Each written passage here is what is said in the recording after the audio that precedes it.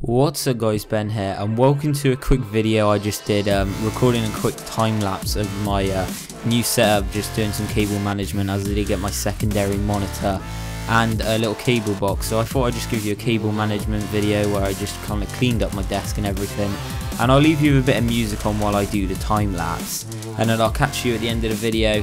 So see you in a bit guys, enjoy.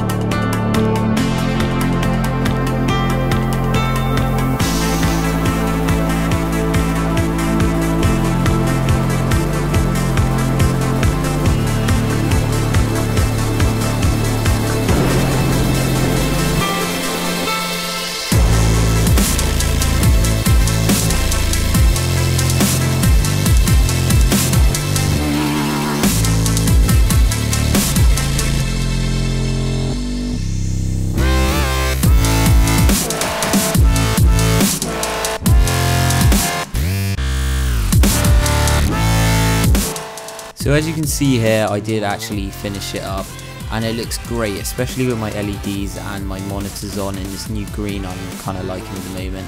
And as you can see, it's really nice and clean under the desk using those IKEA cable management things. And there's my cable box and all my PC.